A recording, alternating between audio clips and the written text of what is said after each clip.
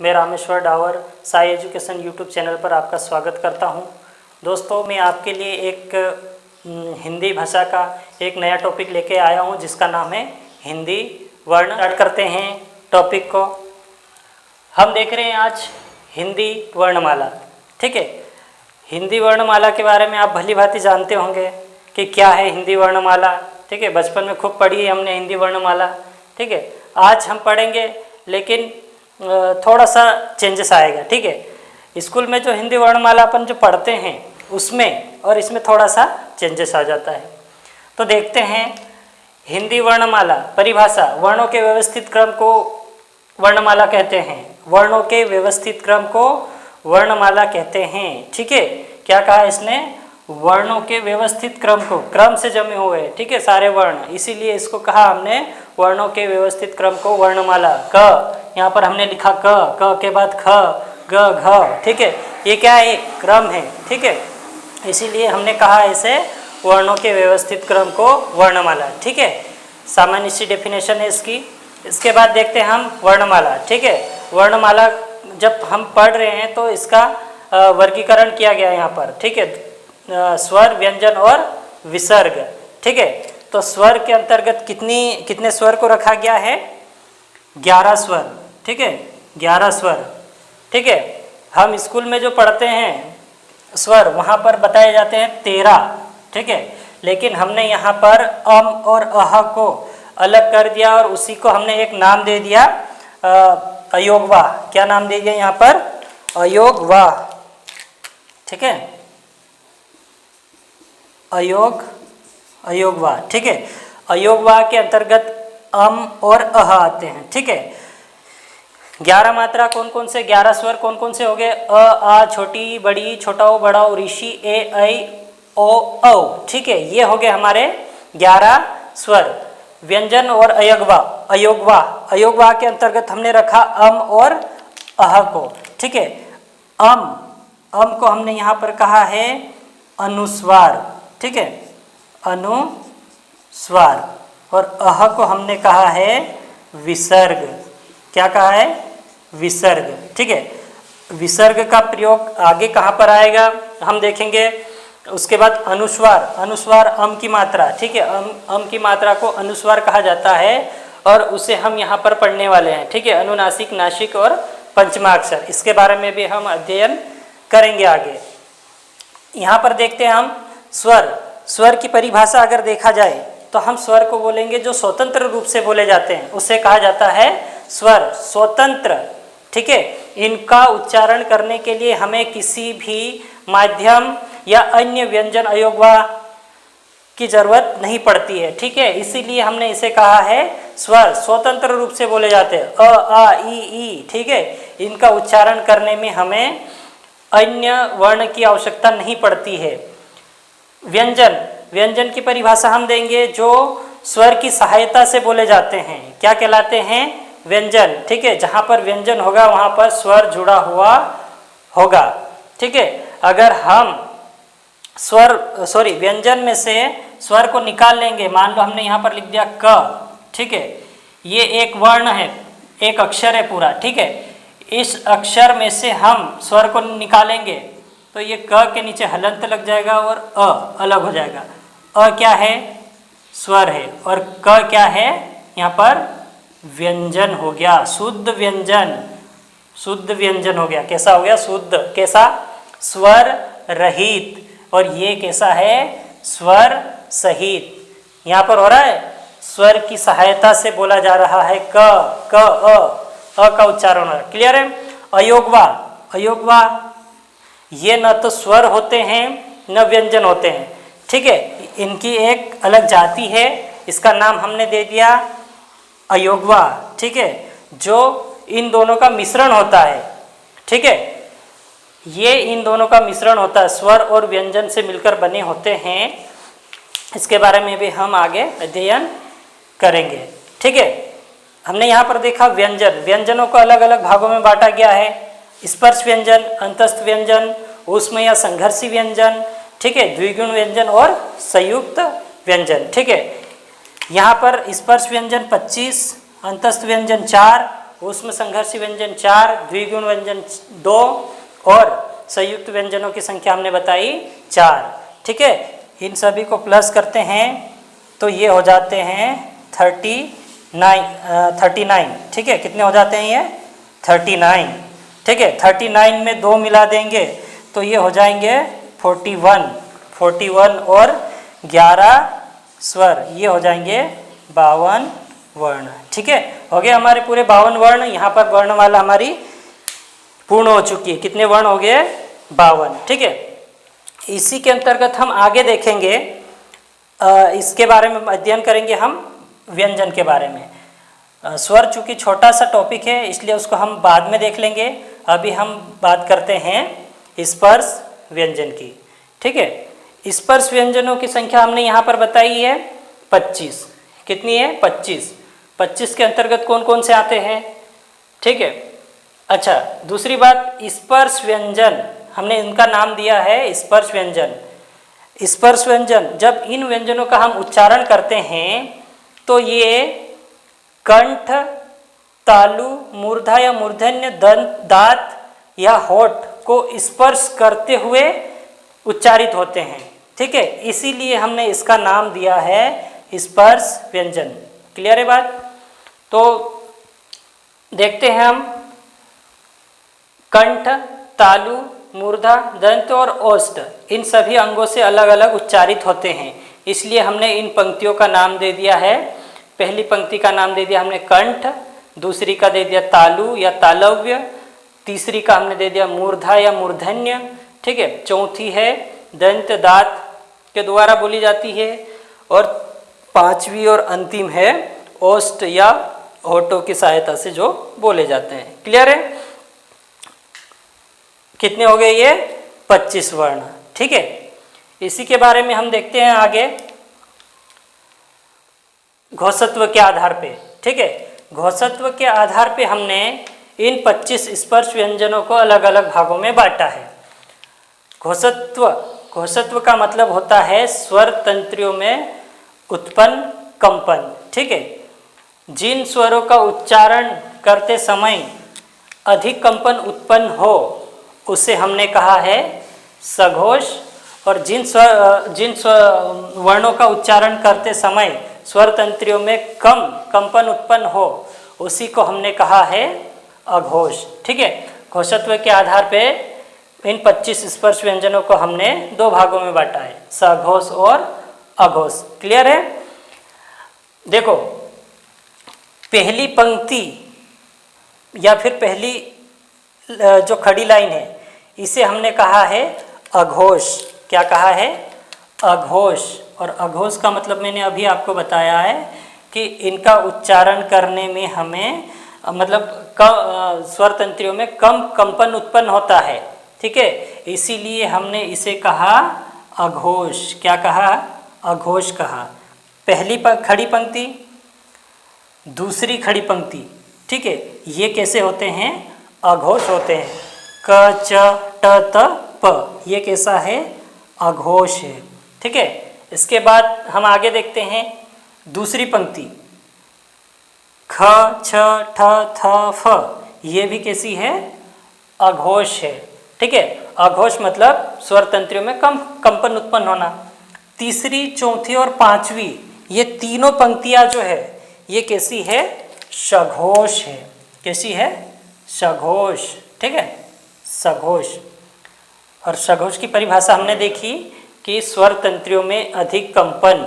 ठीक है, ये हो गया तीसरी, चौथी और पांचवी पंक्ति। कौन कौन सी? तीसरी, चौथी और पांचवी पंक्ति जो होती है खड़ी पंक्ति, इसे सघोष कहा गया है।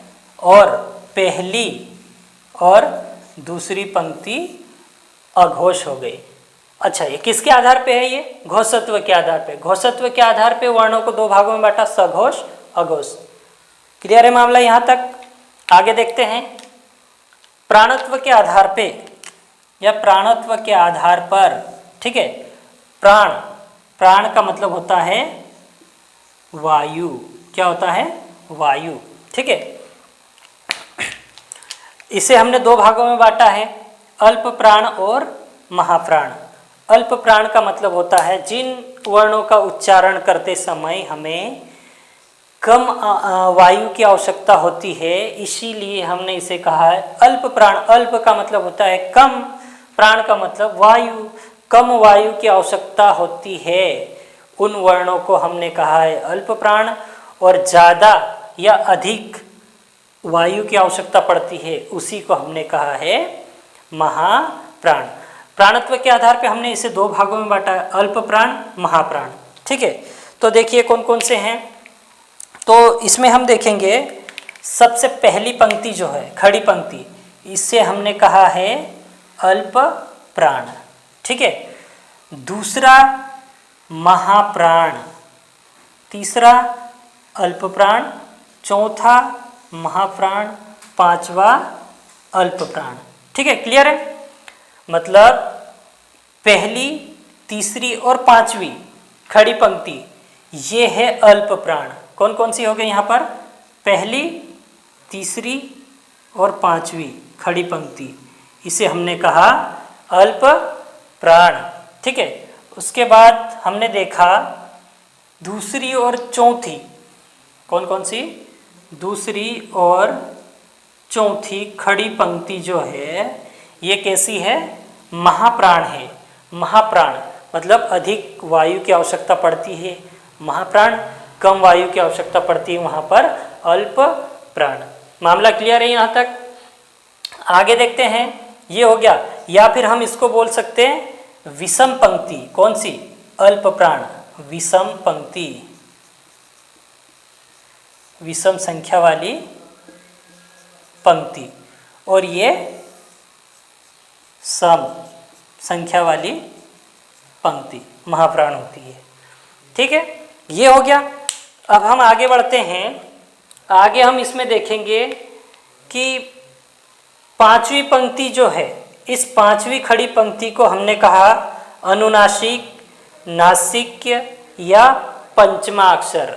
दो तीन नाम दिए इसके। ठीक है, हमने इसी को कहा अनुनासिक भी कहा, नासिक्य कहा है और पंचमाक्षर भी कहा है। क्यों इसे नासिक्य क्यों कहा गया? क्योंकि इनका उच्चारण करते समय हमें नाक से, ये नाक से उच्चारित होते हैं। ठीक है, इसीलिए इसे हमने कहा अनुनासिक या नासिक या पंचमाक्षर। अब पंचमाक्षर का मतलब क्या होता है? तो देखो, पंचमाक्षर ये स्पर्श व्यंजन क, च, ट, त, प का पांचवा अक्षर हुआ। ठीक है, कंठ वाली जो पंक्ति है इसका पांचवा अक्षर ग। ठीक है, तालु के लिए य, ट मूर्धा ण, दंत के लिए हुआ न और ओष्ठ के लिए हुआ म। अब थोड़ा सा देखते हैं हम कि ये कैसे। ठीक है, तो देखो हम कुछ शब्द लिखते हैं और जानते हैं कि ये पंचमाक्षर के रूप में कैसे लिखे जाते हैं। तो मैं यहाँ पर एक शब्द लिखता हूँ पंप। मैंने यहाँ पर एक शब्द लिखा पंप। ठीक है, पंप। ठीक है, तो पंप जो है यहाँ पर आधा, सॉरी अनुस्वार आया। यहाँ पर क्या यूज हुआ है? अनुस्वार। ठीक है, अनुस्वार से बहुत बड़ा कनेक्शन है इसका। ठीक है, पंचमाक्षर से। तो यहाँ पर आया अनुस्वार। ठीक है, अनुस्वार हमने यहाँ पर देखा था अयोगवा में अम को हमने कहा अनुस्वार, अह को हमने कहा था विसर्ग। ठीक है, तो ये वही अनुस्वार है। अनुस्वार का प्रयोग यहाँ पर पंचमाक्षर के रूप में कैसे करते हैं ये चीज़ देखेंगे। तो देखो, अनुस्वार, अनुस्वार के तुरंत बाद स्पर्श व्यंजन आ जाता है। कौन सा आ जाता है? स्पर्श व्यंजन। तो ये अनुस्वार जो है ये पंचमा अक्षर के रूप में लिखा जाता है। किसके रूप में लिखा जाता है? ये पंचमा अक्षर के रूप में लिखा जाता है। कौन? अनुस्वार। किसके आने पे? स्पर्श व्यंजन आने पर अनुस्वार पंचमा अक्षर के रूप में लिखा जाता है। कैसे? तो ऐसे। तो यहाँ पर लिखा हमने पंप। ठीक है, तो पंप को हम अनुस्वार का प्रयोग न करते हुए पंचमा अक्षर का प्रयोग करना है तो ये पंप आधा म बन के प के साथ जोड़ के इसको पूरा कर देगा। अच्छा, ये क्यों? इस अनुस्वार के जस्ट बाद स्पर्श व्यंजन आ गया। स्पर्श व्यंजन कहाँ पर आया? ये प, और प का पांचवा अक्षर कौन सा है? म। ठीक है, तो हम प, स्पर्श व्यंजन आया प, तो प का पांचवा अक्षर म, तो हमने इसे ऐसा लिख दिया। ठीक है, एक और शब्द आता है रंग। ठीक है, कौन सा? रंग। यहाँ पर हमने लिखा रंग। ठीक है, यहाँ पर भी अनुस्वार आ रहा है, और अनुस्वार के जस्ट बाद क्या आ रहा है? स्पर्श व्यंजन। स्पर्श व्यंजन कौन आ रहा है? ग। अच्छा, ग के लिए भी पांचवा अक्षर कौन सा होगा? अंग होगा, है ना। तो हम रंग को ऐसा न लिखते हुए हम रंग को लिखेंगे, ऐसा लिखेंगे। ये सही है। क्यों? क्योंकि यहां पर क्या आया? ये अनुस्वार आया। क्या आया? अनुस्वार। और इस अनुस्वार के तुरंत बाद क्या आया? ये स्पर्श व्यंजन आया। क्या आया? स्पर्श व्यंजन। ठीक है, स्पर्श व्यंजन आया, इसलिए हमने इस अनुस्वार को इस रूप में बदल दिया। ये नहीं होता है। ठीक है, आधा न या म नहीं होता। एक चीज नोट करना चाहो तो कर सकते हो कि अनुस्वार का मतलब, कहा गया अनुस्वार? अनुस्वार का मतलब आधा न या म नहीं होता है। अनुस्वार का मतलब आधा म और आधा न नहीं होता है। ठीक है, हम कंडीशन के हिसाब से लिखेंगे। स्पर्श व्यंजन में से कोई सा वर्ण आता है और उससे पहले लगता है अनुस्वार, तो हम इस पांचवें अक्षर के रूप में लिखेंगे। कुछ उदाहरण और देखते हैं। तो देखो यहाँ पर मैं यहाँ पर लिख देता हूँ। एक शब्द हमने लिखा था यहाँ पर व्यंजन। ठीक है, यहाँ पर आ रहा है ज। क्या है स्पर्श व्यंजन के अंदर? है, ये रहा। ठीक है, और ये किससे उच्चारित होता है? तालु, तालव्य। ठीक है, और ज, यहाँ पर क्या आ रहा है? एक ज से पहले आ रहा है अनुस्वार, तो ज का पांचवा अक्षर कौन सा होगा? ग। ठीक है, तो हम इसे लिखेंगे ऐसा, व्यंजन। ठीक है, ये सही है।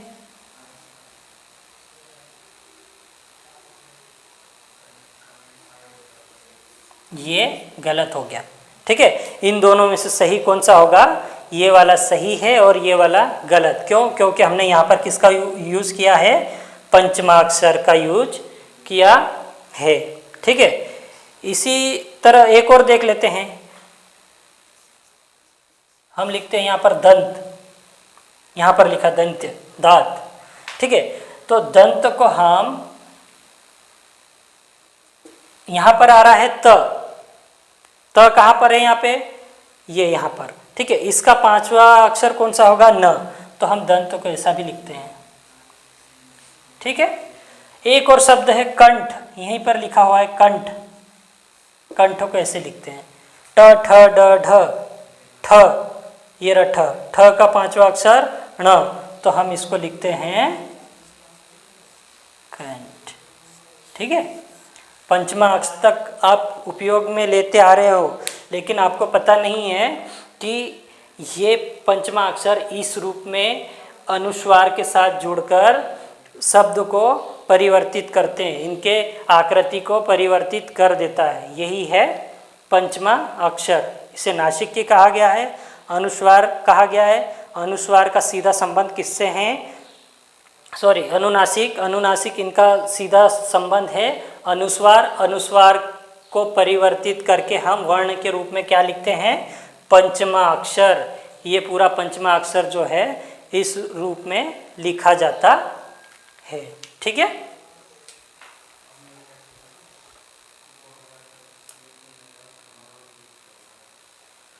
अरे सर,